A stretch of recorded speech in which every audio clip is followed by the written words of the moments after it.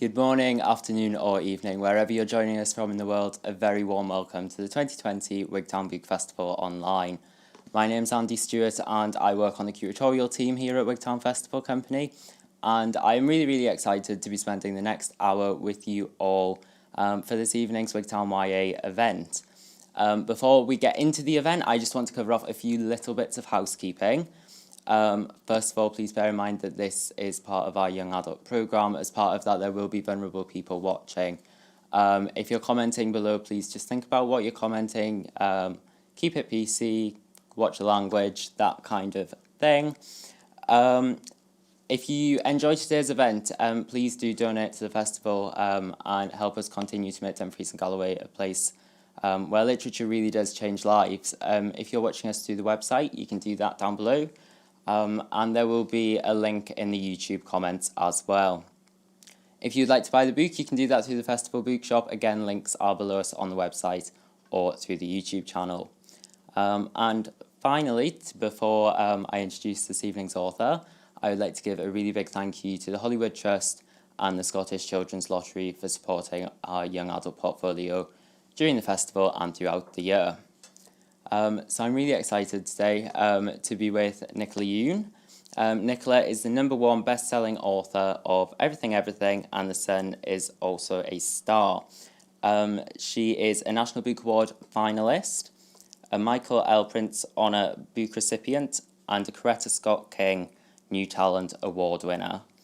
Both of her books, Everything Everything and The Sun is also a star, camera's that way, have both been turned into major motion pictures. And having grown up in Brooklyn and Jamaica, Nicola is now living with her husband, David Yoon, also a novelist, and her daughter. So hi Nicola, how are things with you, and whereabouts in the world are you joining us from today? Hi, and thank you for the wonderful welcome. And I'm in sunny Los Angeles. Not quite close to the beach, but going to the beach this afternoon. Oh, that's so exciting. So what time are you? It's 1 o'clock. 1 o'clock. Okay, lunchtime. Yeah. Best time of the day. Yeah. We love that. That's great. So first thing that I would really love to talk about is a sentence that I found on your website rather than in your book. And that sentence is, and I'm checking my notes because I want to get this right, I was, and always will be, a late bloomer. And I love that for so many reasons. The first one being that as young people, we quite often need a little reminder that if our life isn't exactly where we envisaged it at 25, that's okay. Things will always change. But also, when you published Everything, debut novel, debuted at #1 on the New York Times, an incredible achievement. That book, so when you debuted, you were 43 at the time, and so especially here in the UK, the kind of YA genre is really heavily diluted with kind of English literature graduates under the age of 35 producing 2 or 3 books every single year. Your book did amazingly well, but that wasn't the background that you were coming from. So I wonder, how did you kind of break into the genre, and how did you get your head into kind of that space of a young adult reader? Right. So those are all terrific questions. I've always been a late bloomer. It just takes me longer to process things. Like things that everyone else figures out. At 12, it takes me until like 18. So just my nature. I think the thing that you said that was so interesting is that when you're a young person, you think that your life has to be set a certain way by a certain age. And that if you haven't achieved those things that you think that you want, then you've somehow failed. I don't think that's true. I think that there's so much to learn that maybe you're not even sure of what you want, actually. The thing for me with writing was I didn't know I wanted to be a writer until much later. So I was an electrical engineering major in college, and my final year, I had to take a writing class. You have to take something outside of your major. And I thought, oh, I'll take writing because it'll be easy compared to my electrical engineering classes. And I was completely obnoxious because that's not true. The writing class was absolutely the hardest class I ever took. And then that's when I realized that this was the thing that I wanted to do. So I thought, oh, math, computer science, that's the whole world I'm going to be in. I turned down a job to work for JPL, which is NASA, right? So I thought that's what I wanted. And then I got to writing and I was like, oh, I don't actually want to be a rocket scientist. I want to write books. And so then that sent me to graduate school. And then I grew up fairly poor in Brooklyn and in Jamaica. And after I graduated, I didn't want to be unstable. And I thought, there's no way I can make a living as a writer. So I'm going to do like these computer science and financial jobs. I think the only thing that didn't change for me is I still have this dream of writing, right? So I have arbitrary deadlines and arbitrary sort of goals, but there's one thread, which was that I kept open, I kept dreaming about things, and I just kept going. So it didn't matter that it took me until 43. It mattered that I got there in the end, right? And I think that's something that you have to know is that life and circumstances get in the way sometimes, but sometimes they're showing you the way, right? And you have to be open to that. And you'll get there if you want to get there, if you sort of just stay with it. Being like a writer at 30, it doesn't matter, right? You have more if you're at 40 and you're writing your first book, then you have an extra 10 years of life experience. So try to think of it that way. And then the second part of your question, so how do I write for young adults? I mean, I have a really good memory of what it was like to be sort of young and insecure and questioning things.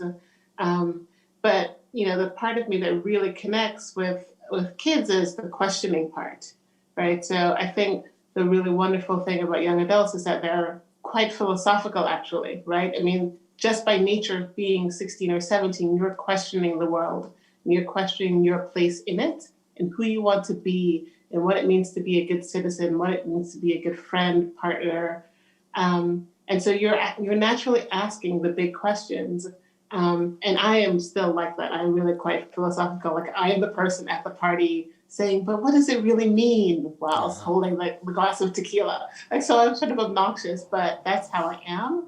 And I think young people are that way naturally. They're always asking. And so I think it's really just a sort of good fit for me because I love being in that conversation with someone saying, well, what about thinking about the world like this? And maybe you could think of it like this. I like it's such a privilege to be part of that conversation with kids, and just sort of helping them define who they are and who they want to be in the world.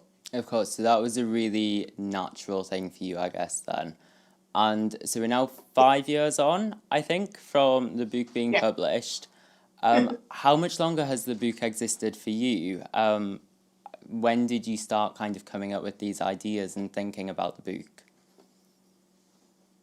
Right. So for everything, it took me 3 years to write it. And then publishing takes forever for anything to happen. So the book was done a year and a half before it was actually out. So I started writing it when my daughter was 3 months or 4 months old.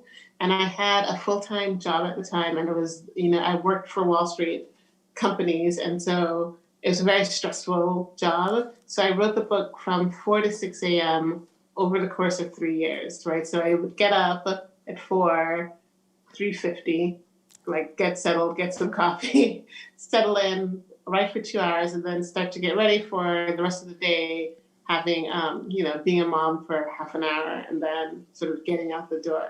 I don't do that anymore because now I write full time. So now I get up at 5 or 5:30, not 4 anymore. But that's what I did to get it done because that was the only way to, pursue the big dream. Yeah, so that was real dedication to the book then. And so obviously, you really wanted this, and it was a dream you had for a long time. So How did you feel when you first heard that you were a New York Times #1 bestseller? What was that moment like for you? You know, it's a funny moment because I didn't, in publishing, it's sort of weird, right? No one wants to, especially when you're a debut, everyone has high hopes, but no one wants to um, sort of build you up so much that maybe you'll get disappointed.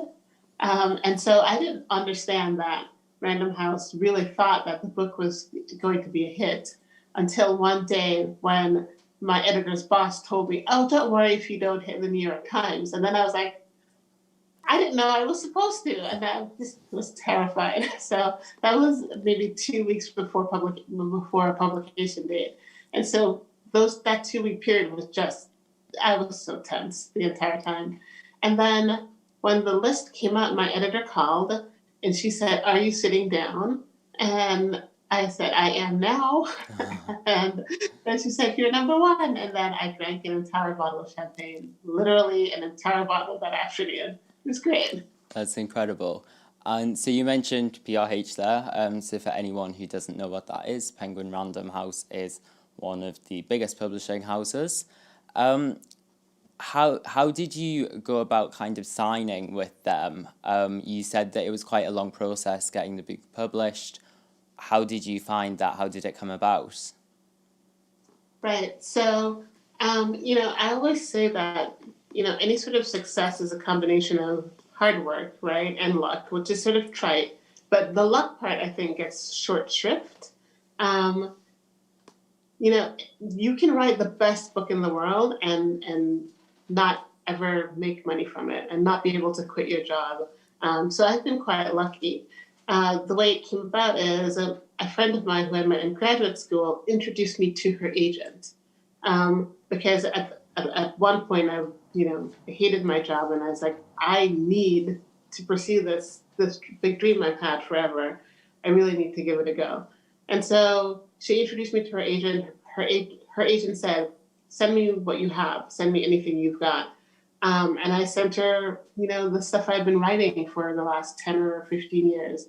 And then I had started working on this idea because of my daughter, who was 4 months old. I had this idea of, how babies are so fragile and you have to take care of them. And as a mom, I was such a worrier when she was so small. Like, I was the mom that thought all the bad things were going to happen. Like, she was eating dirt and she's going to crawl out of my house and everything bad. And I wondered what life would be like for a mom who had to take care of maybe like a 17-year-old the way you take care of an infant. Maybe what if you get locked in this stage forever? Because it was very hard. And then I started thinking, well, what if you were 17 and actually you were the one that was sort of trapped in your house, and trapped by, an illness or something that you needed taken care of. And so that's how that began, just my own sort of fear. So I gave it to her and, she loved it. We worked on it together.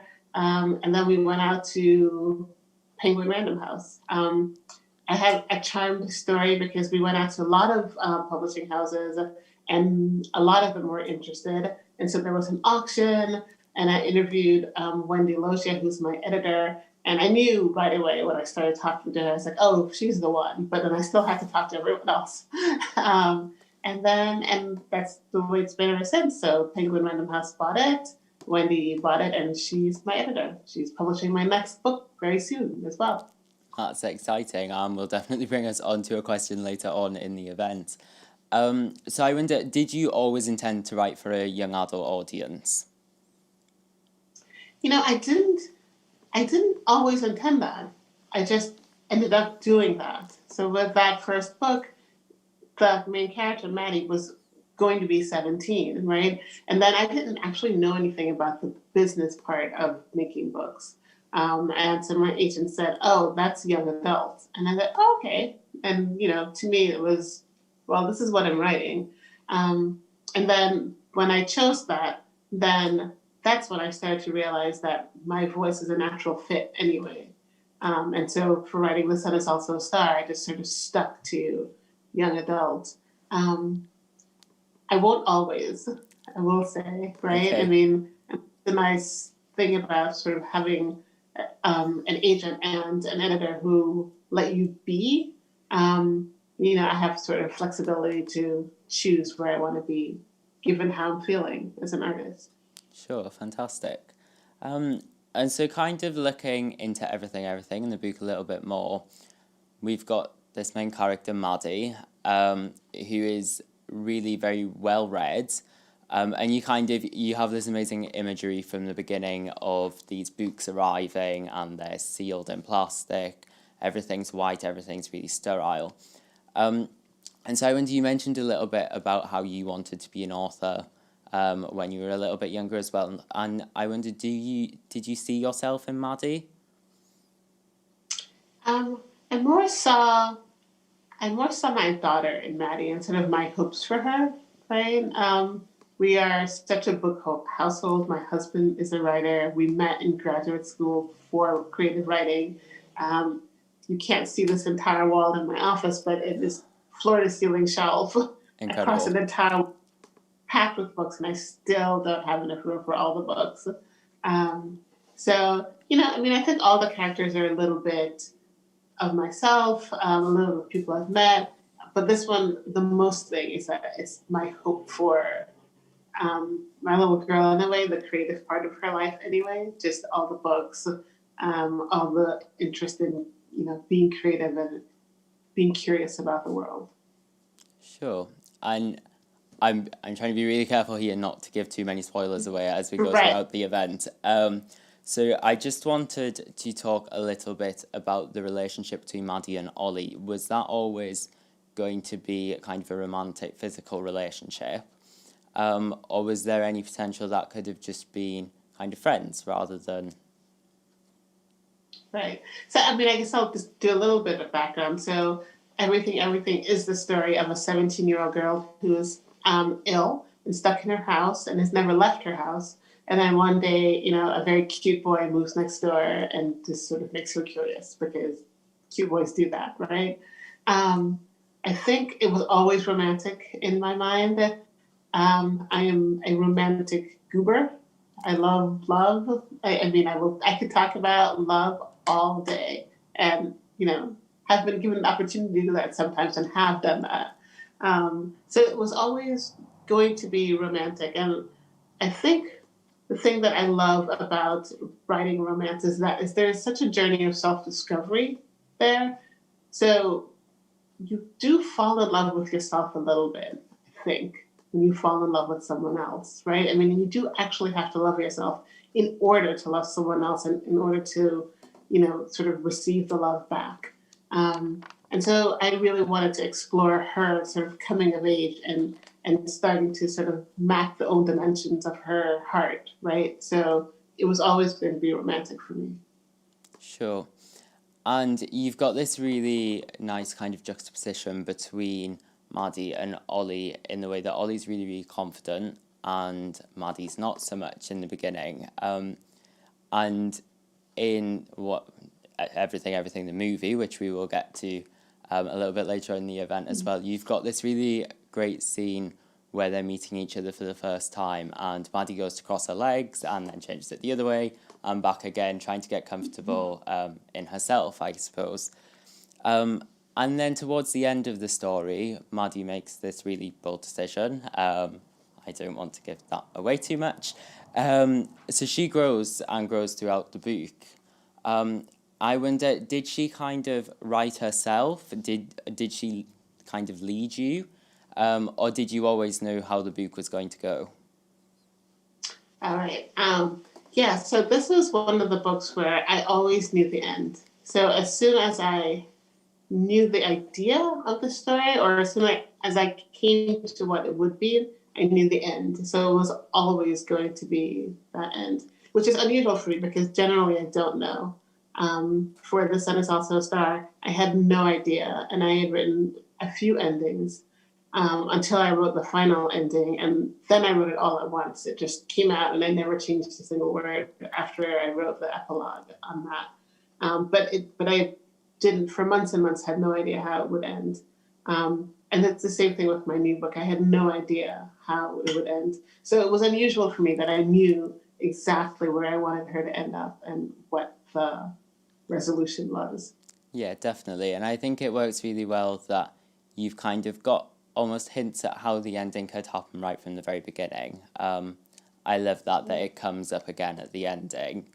And so something that I really loved when I was reading the book was that you tell a lot of it through images, and you've got the text messages going backwards and forwards, you've got emails going backwards and forwards, you've got a boarding card, you've got the fish that I'm not going to try and pronounce. I I can see it. It's the humu humu, nuku nuku, apua'a. Okay, do it phonetically. Do it phonetically. Humu humu, you can do this. Huu huu. Nuku nuku. Nuku nuku. Apua. Apua. Ah. Ah. Ah. So I'm not going to do that Hawaiian. all together. It's not going to happen. So I think the illustrations, they were all done by your husband, weren't they? Yeah. Yeah, and Yeah. how did that come about? Why did you decide to tell the story through images and parts? Right. I actually love telling the story because I get to say how sweet my husband is. So I was writing at 4 a.m. and one morning I had this idea that because Maddy is not able to experience the world, that she would try to experience it through her art. So she would try to draw it as a way of getting to know it, as a way of sort of placing herself out into the world that she could never be in. And so I had this idea, she should be an artist and I'm going to put pictures in. And the problem with that, of course, is that I can't draw at all. Like, I am terrible. And I'm not being modest or anything. My brain does not work this way. I do not see, I just don't see the world in the way that I can translate it into art, sort of fine art. But my husband does. And so it was 4 a.m. I had this brilliant idea. I'm a genius.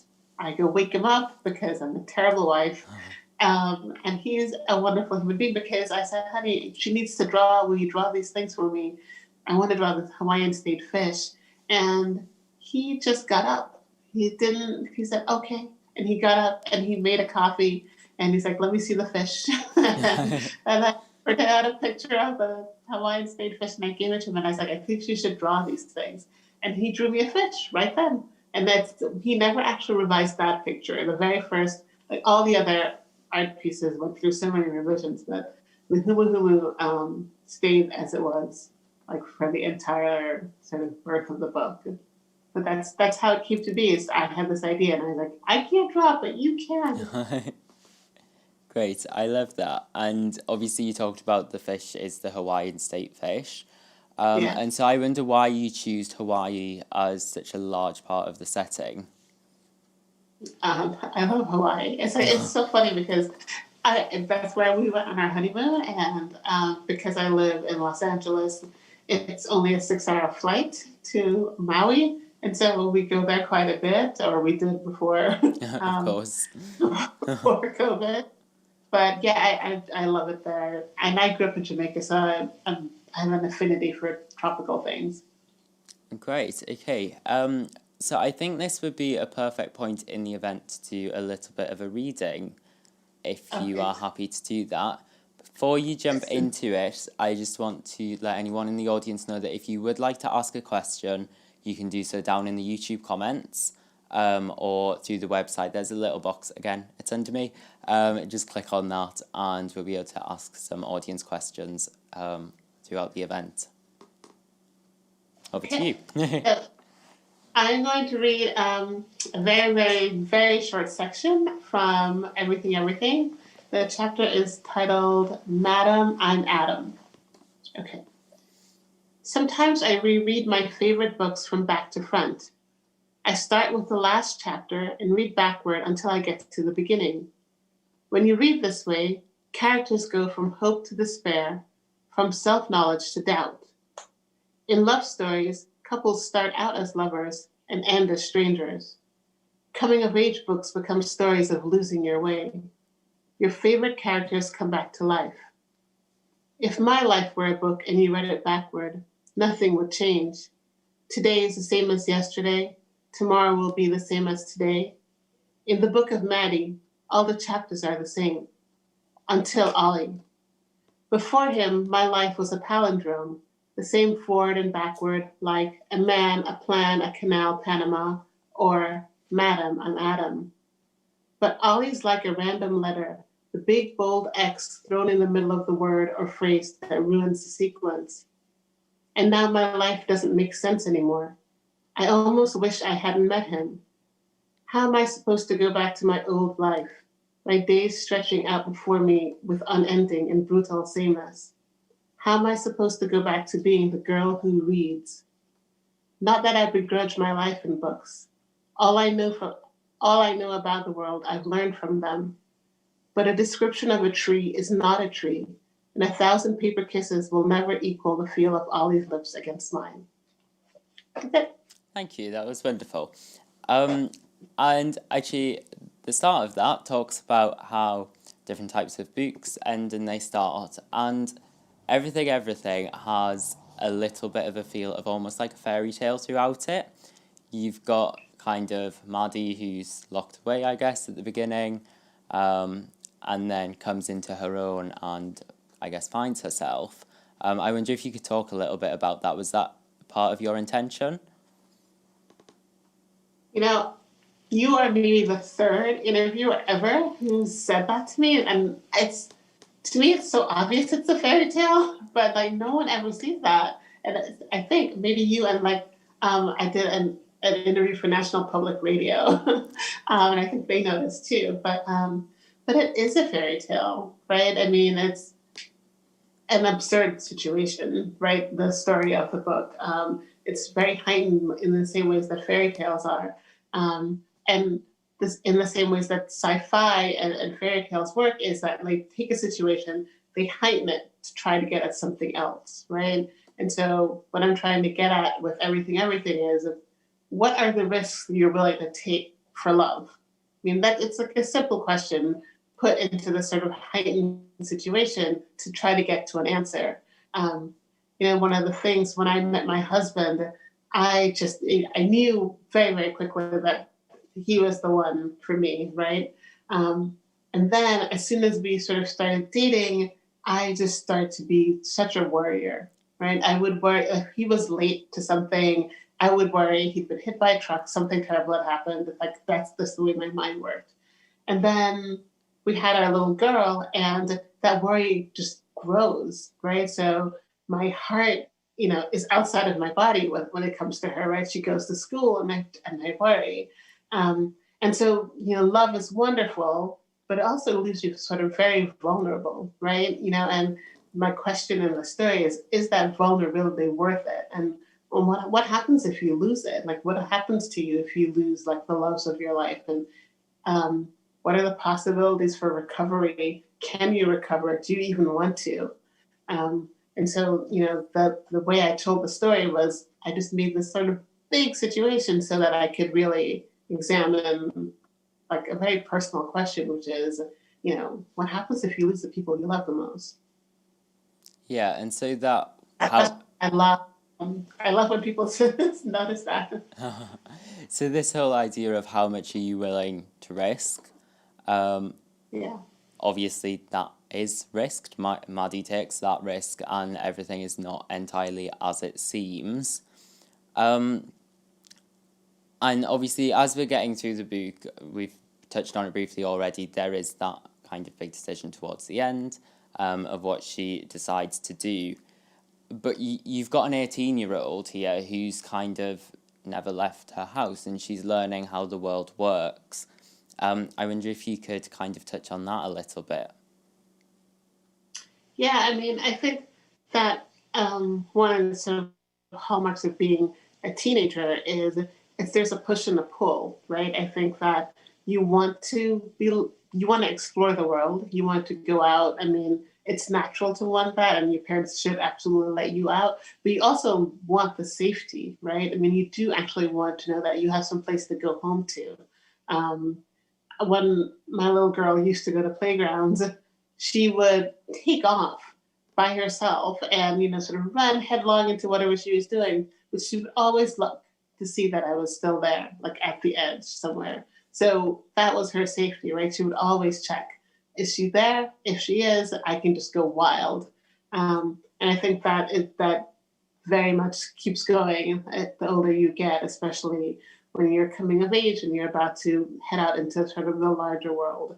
And so one of the things I really wanted to look at in everything was that push and the pull, right? So there's the parent, the mom who wants to hold on and maybe too tightly, and the child who wants to go. And like, when do you go? Like, when do you say, okay, now my life is my own? And how do people survive that? Like, I have no idea how I'm going to let my child leave me at 18. I don't know. Sure, and I think Maddy's a really she's a risk taker, as we know, but she's very brave. She's jumping off cliffs into the sea, that kind of thing. She's living life on the edge, I guess, if that's how you want to put it. After Right. having this really confined life. Yeah, could you talk about that a little bit? How did you feel putting this character that is quite, I'm not going to say naive because she's very wed and is quite aware, Yeah. but maybe is naive in herself. Yeah. I mean, one of the challenges of writing the book, I mean, there are a few, most of the book takes place within a couple of rooms in a house, right? So that's a challenge in and of itself, right? So there's not that much to talk about when you have just that, 3 rooms or so to work with. But the biggest challenge was, for Maddy, everything was new, right? And for me, it's not, obviously, right? So, the act of making her innocent and making her observe things in a way that didn't seem familiar. So, how does she react when she encounters the ocean for the first time? I grew up on an island, right? Like, I know the ocean, but I had to make it so Maddy didn't. And I actually remember that moment because my husband and I had taken my daughter to the beach and she had never seen the ocean. And her first reaction was just to run straight towards it. She just took off like, she belonged in it. And I just remember just studying my daughter and thinking about the way she was seeing the world for the first time instead of trying to channel that into Maddy. So it was actually one of the harder parts of pulling off. Um, there's a quote by, I think, a Russian novelist whose name I'm never going to remember, but he said that the act of writing is to make strange. It's like, so to make the familiar seem strange. And that's what you need to do to create art. And that was very much a part of this process is, making the familiar strange, making Maddy just see the world for the first time and making you think that she is only seeing for the first time.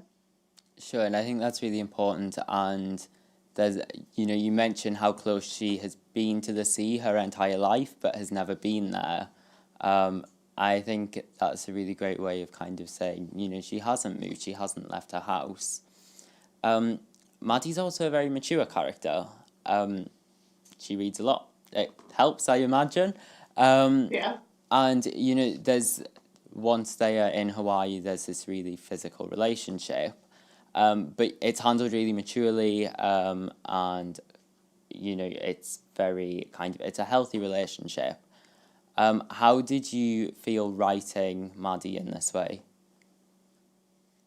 Um, it's just another way of sort of getting to know herself, right? I mean, I think when you say it's handled in a mature way, I think that it's another part of the conversation with people who are falling in love. I mean, there's, texting, there's talking on the phone, there's email, there's in-person conversations. Kissing is just another way of getting to know someone. I mean, aside from all the giggles and the sort of whatever, it is a deepening or another side of the relationship. And so, when they get more physically close, that's just a way of getting to know someone in a more intimate way. And so, because I believe that, and because I believe that, I mean, my project is to, sort of portray, especially young women, in healthy relationships and sort of getting to know their own strengths. So like it was really important for me to have this be a good relationship. But the fact is, if you're a teenager and you fall in love, sex is on the table. It's Sure. just there. It's true, right? So, and she thought and still thinks, or I thought at the time that she has to try everything. She has to try it right now, right? So that Yeah. was part of it too. Great. So I can see on the screen in front of me, we are getting some audience questions popping up, but they're not coming through to my tablet. I would hate for anyone to miss the opportunity to ask.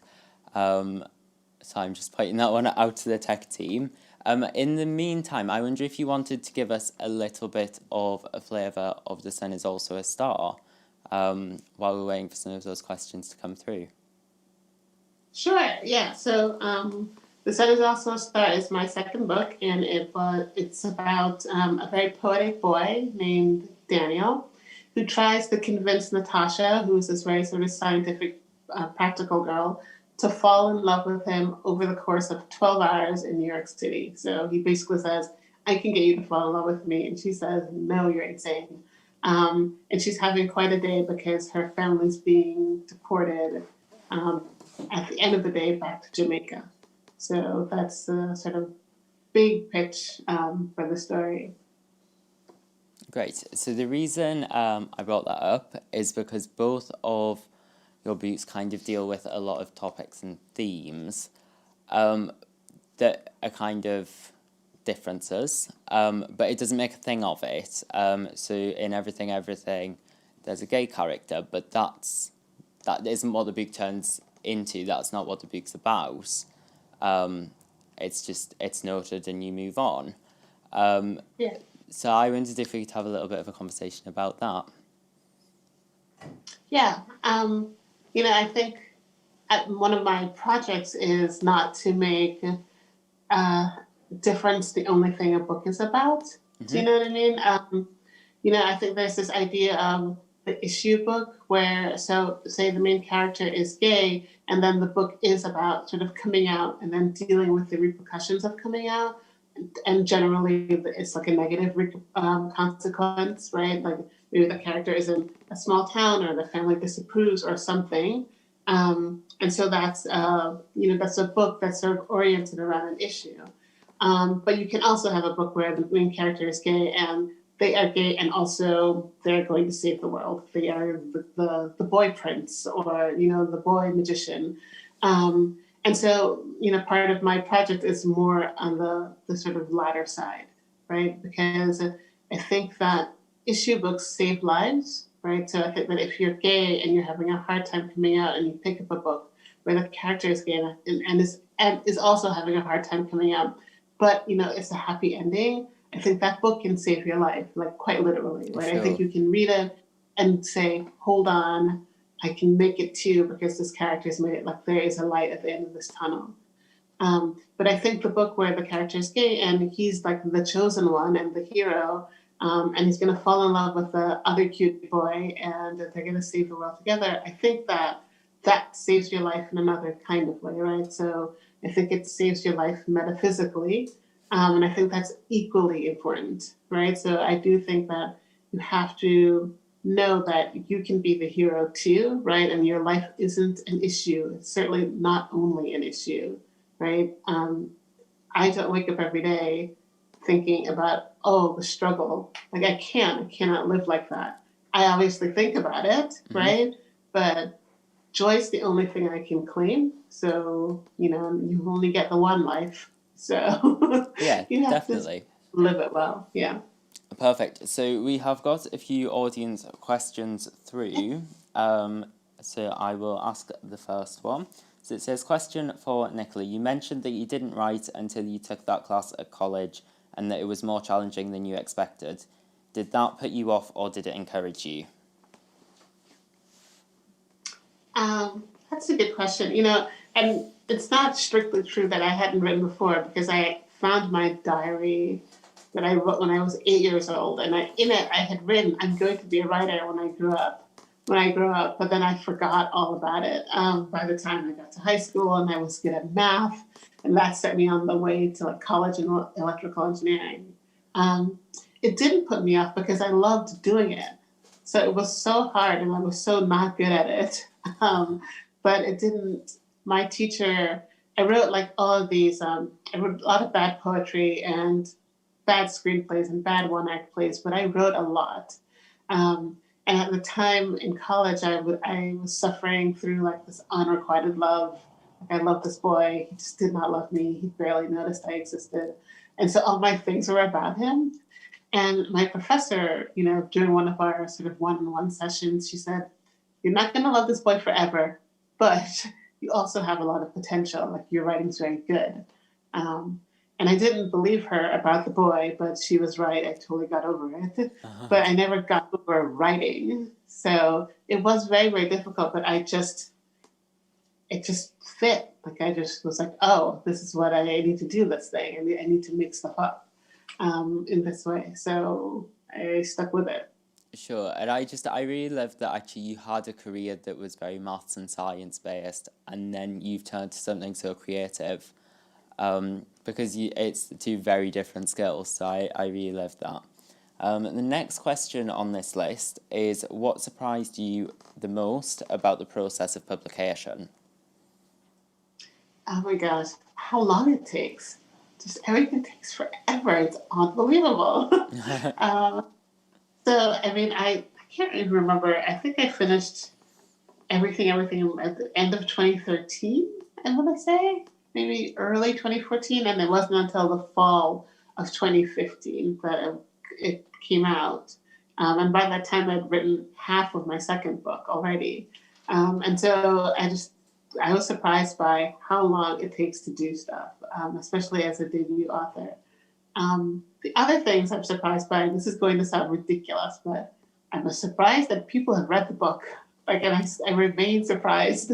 Like when someone comes up to me and they say such lovely things, and that this book has mattered to them and changed them in some way, and they've marked passages and put post-it notes and will quote me back to me, and I will never get over that. Like I'm surprised every time, and it's just this is my dream job, and the fact that I get to do it is surprising. Fantastic. So there's a lot of questions coming in. I do want to talk quickly before I head back to them, though, a little bit about the process behind turning Everything, Everything, and The Sun Is Also a Star into the films that they were turned into. That must have been a hugely interesting process. Was that something that you wanted to happen? Was it something you were looking for? And how much of an involvement did you have in it? Yeah, so the way the movie process works is that a studio will option your book, and so what that means is that they pay you for the right to make it, but that doesn't mean they're going to make it, right? So the movie business, unlike the book business, there's so many there are a lot of moving parts in the book business, but in the movie business, it's just so many, because there's so many more people involved in like sort of a small space for a concentrated period of time. And so then the second thing that happens after they option it is that they decide, okay, we're going to make it, and so they buy the rights to make the movie. And at that point, you don't have to be involved. Rather, they don't have to involve you, because selling the rights means they can make this movie and they can do whatever they want to make the movie. Like they could change all your characters, they could change the story, they could change everything. And then fortunately for me, Warner Brothers and MGM were very sort of inclusive, right? So they sent me the script, they sent me a draft, they invited my notes. I was on set a lot. Uh, People asked my opinions on things. I mean, sometimes they took them and sometimes they didn't. But I was more included, I think, in the process of everything than I expected to be. And so that was really great. Being on set was just a wild and surreal experience. Like the first day I was on set, I saw Amanda Stenberg and Nick. They're sort of on a plane, like a set. It was an actual working plane, but all the cameras were in there. And then I was in director's village, which is where the director sits, and with a bunch of cameras. And I was watching, and they were saying the words I wrote, and I started crying like a ridiculous person. And my husband was there and my little girl said, "Why is Mama crying?" And my husband said, "Those are tears of joy, honey." And so to this day, it's like one of those things. Like if she's crying for some reason, I'm like, "Why are you crying, honey?" She's like, "It's tears of joy." And so that's sort of lasted forever. That's But it was wonderful. It was just like, what is going on? This is yeah, so sure. surreal. That must have been so surreal. Yeah. Yeah, it's so crazy and so Yeah. interesting to have been a part of as well. Um, so I can see the questions coming in quite quickly now. So I'm just going to have a flick through to where we left off. There's a nice one. What advice would you give to another writer just starting out? Okay, I have a couple things because I don't want to lose my writer people because writing is hard. Um, and so I want you to know that it is hard for everyone. It is hard for me too. And so that's not a reason to stop, right? It is always hard. And I think, especially, say, if you're writing something longer, like a novel, there's a point at which you have to start the thing. And maybe you start under a lot of momentum because you have a great idea, right? But then you get to the middle. And I always call it like sort of the vast ocean of uncertainty in the middle. Um, Everyone feels that way. Your favorite, like very successful published writer, you know, from that person to the person who's just written their first book, we all feel exactly the same way. Like the middle is terrible. It's uncertain. You start to doubt yourself, and I just want you to know that doubt is part of the process. Like, and you will have to relearn that lesson every time for every book. But that is part of the process. But you have to get to the end because you cannot fix what's not there, right? Um, Someone said the first draft of a book is telling the story to yourself. So you have to get to the end. Just tell yourself the story, and then you can revise it. And then the thing I always say is that I do not have a career because I'm good at first drafts. I have a career because I'm good at revising. You have to get to the end, right? So that's my like biggest sort of piece of practical advice. Power through. It's supposed to be terrible. That first draft sucks. Let it suck. It's fine. You can fix it. You can't fix nothing though. And then the second part is more sort of philosophical, which is let your freak flag fly, right? So all the stuff that's weird about you, write it down. That's the stuff that makes your stuff more interesting than someone else's, right? It's what makes yours unique and makes me want to pick it up and go, oh, that's weird. Ooh, I like it. And I like dive more into that book. So don't try to be like everyone else. Like wave that freak flag proudly. Yeah, definitely. That's some great advice in there. So we are coming into the last 10 minutes of the event. So if you do have questions, please get them in ASAP. We don't want to miss anyone out. And the next one on the list is, did you have the idea for the inserts, the histories and the science facts, etc., that appear within every few chapters in the Sun is also a star as you were writing, or did you have those afterwards? Someone else has replied to that comment and said, I too loved the inserts, they were genius. It made you realise that even though the story is about two people, they aren't the only two people in the world with a story. Right. And so I think the second person answered the first one because that was actually part of why I wanted to tell the story, because my whole project with The Sun is Also a Star was to say that we're all connected, right? And so, these two sort of unlikely people are meeting during this day, but there's so many factors that are pushing them together and some factors that are pulling them apart, right? I think in our modern lives, what happens is we're so busy, and we start to think that we get sort of sucked into the work and our family lives, and we start to think that people, on the streets don't affect our lives, but they do, right? Every encounter affects you.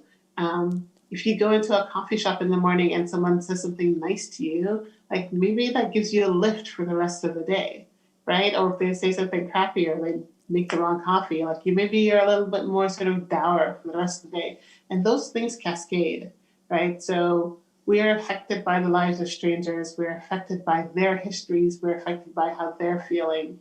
And so one of the things I wanted to do with the book was to show that we're all connected. And maybe if we realize that, we could all take a breath and be a little bit kinder to each other, the Uh, world could change, right? So I wanted to put those in from the very beginning. That was part of it.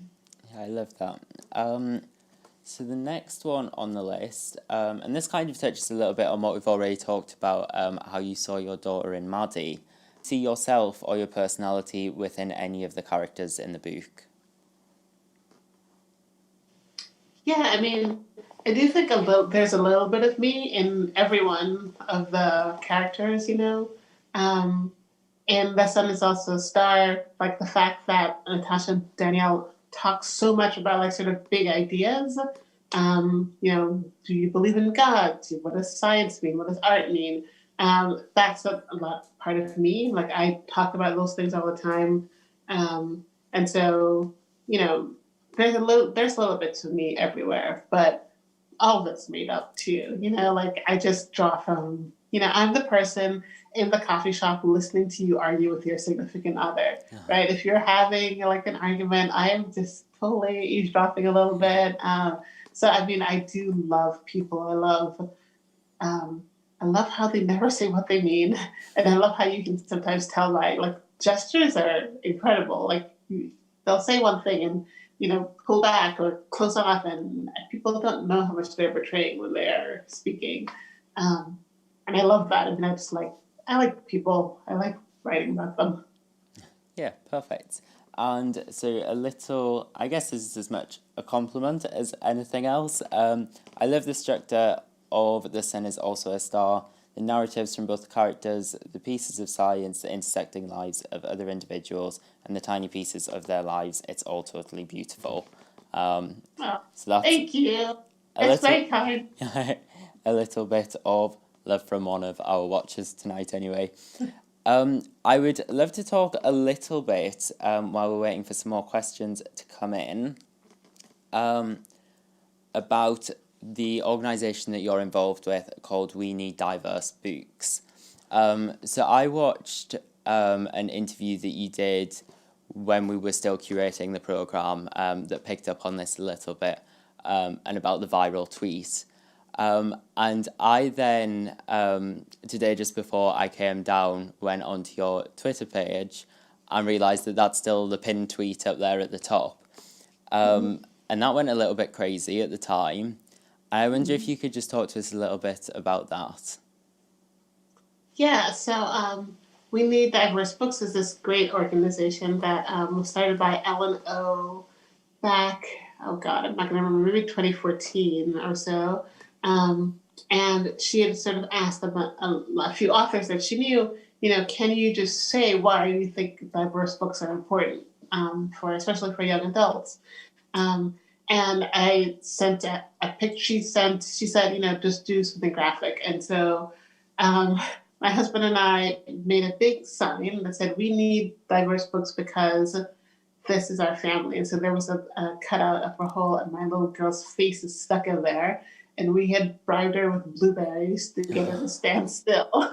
She loved dried blueberries at the time, so we could take the photo. But the gist is, we need diverse books because this is my family. And my family is me from Jamaica, my husband who's Korean American, and our little girl who's right in between us, right? Um, the point is, we live in a big and beautiful, diverse world, right? And the world is more beautiful because of its diversity, not in spite of it. It's not a problem, it's actually wonderful. Um, I can't remember, there's like several hundred different species of butterfly. I mean, no one would want to close that down, right? No one would want to take it away. It's just amazing. And so, you know, we need for our media and our books and our movies to reflect the diversity. Um, you know, sort of the catchphrase for that organization and for everything is that everyone deserves to see themselves as the hero of a story, right? You can't be what you can't see, right? You don't want your literature to close down your possibilities. You want it to expand it. And so, you know, it's a wonderful organization. It's a wonderful sentiment. So I had to be a part. Definitely, and I think you put that so perfectly, talking about the butterflies. I'm definitely going to use that one. One more question just come in. What did you read as a teenager and who inspired you? Yeah, so I am something of a whack. I read all the time still, so I read 2 or 3 books a week. Wow. And I did that when I was a kid too. I read everything. And I don't watch television though, so that's my free time because I can't get into shows. I don't know why, but I play a lot of video games. So video games and books. My favorite book is The Little Prince. Um, and I reread that just like Maddy does in Everything. I reread that all the time, and it's always different. Um, but when I was a kid, I read everything. I read all the classics for school. My other favorite book was The Bluest Eye by Toni Morrison. I read an insane number of Harlequin romances, things that I should not have been reading when I was a kid because I did not understand what was happening in them. But yeah, I mean, I don't have favorites. I read just constantly. Great. So we are coming up on time just now. I'm going to add a question in that I would have wanted to ask if I was part of the audience. And it's a question I always ask authors. Who came up with the title for Everything, Everything? Was that you? Did you know that that was always going to be it? Or was that something that happened when you started editing your drafts? So I did not know at the beginning what it was going to be called. And then at the end, when I got to the end, one of the chapters was called Everything, Everything. And I did not know the title of the book. And my editor said, why don't we just use this chapter title? And I said, okay. That was it. No, it's great. Yeah. I think, yeah, that's really brilliant because it's become so iconic. I mean, Everything, Everything still sits on every YA bestseller shelf in every bookshop in the UK. It's such a well-known book. And yeah, so many people are reading it. It's really become quite iconic. And that brings us up to time, unfortunately. It has been a really, really wonderful hour. I probably could have spent another 2 hours chatting it out with you. As I said at the beginning of the event, if you do want to purchase Everything, Everything, it's an incredible book. I'm not pointing it at the camera again. There we go. Everything, Everything. It's really, really fantastic. Do give it a read. You can purchase it from the links down below.